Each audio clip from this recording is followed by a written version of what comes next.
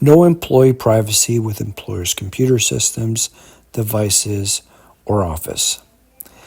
When reading about Bloomberg's review of the statement of defense and counterclaim that was filed by RBC Royal Bank of Canada against its former Chief Financial Officer, Nadine Ahn, and Vice President of Corporate Treasury, Ken Mason, it is worth noting that employers would appear to believe that there is no employee privacy as to an employer's computer systems, devices, or offices.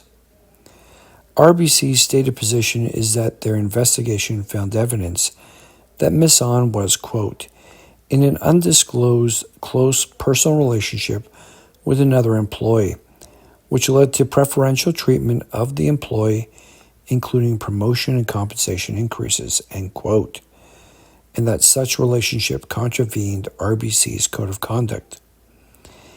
The investigation was apparently prompted by a whistleblower who observed the now terminated employees off employer property, a nearby luxury hotel, in a purportedly affectionate posture, quote, hugging and kissing, end quote, thereby questioning the prior promotion of Mr. Mason that Ms. Ahn had purportedly forced through.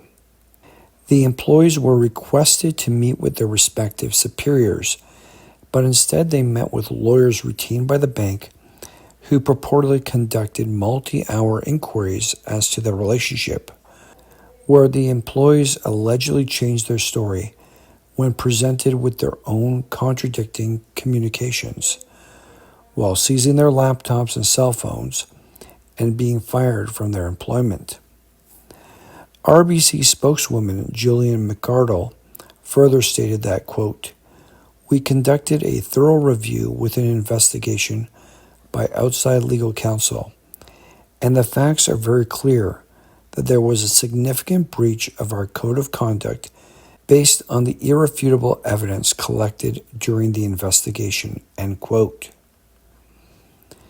Based on reporting of RBC's court pleadings, their investigation included reviewing electronic calendars, text messages, instant messages, and emails between these two very senior employees, along with mementos they made indicating they had pet names for one another.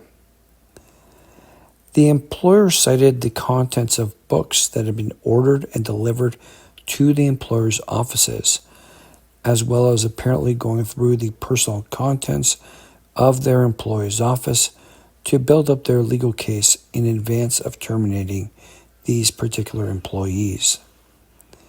The bank had also taken the position that the employees engaged in coded messaging and reportedly sought to instruct one another to avoid detection from their employer, although this clearly proved to be unsuccessful if those communications were uncovered. The reported contents of the communications between the two employees could be termed mildly salacious. However, nothing has been proven in a court of law and reflects the employer's attempt to aggressively respond to their former employees' allegations. These investigations can appear quite invasive. Nevertheless, there would also appear to be good reason for the bank to have taken such an intensive investigation, given that these former employees sued RBC for wrongful dismissal, with damages claimed of nearly $50 million by Ms. Ahn and $20 million by Mr. Mason. At the same time, it shows what employers perceive as being within the scope of their attainment and investigation, including the contents of the employee's office, company computers, company cell phones, as well as emails, messages, and schedules on the company's computer systems. Meanwhile, as we've noted repeatedly, communications and materials that were intended for the employee's personal retention, which have been delivered to a company email address or require access to a portal accessible only with a company login or on a company-provided device, become inaccessible once an employee is terminated. And this includes information materials that certain employers, including banks, are legally obligated to maintain employee accessibility even after their termination. As we learn more about these two RBC court cases, we anticipate that we will gain more insights into the approaches taken by major Canadian banks and other large employers when investigating and terminating employees, such that we might develop our own legal strategies to better represent fired employees that have been terminated by a bank or other large employer.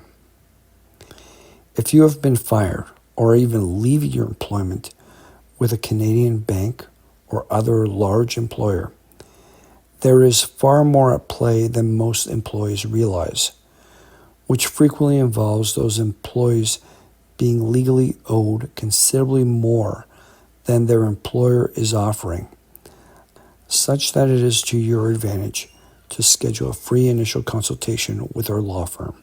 Thank you.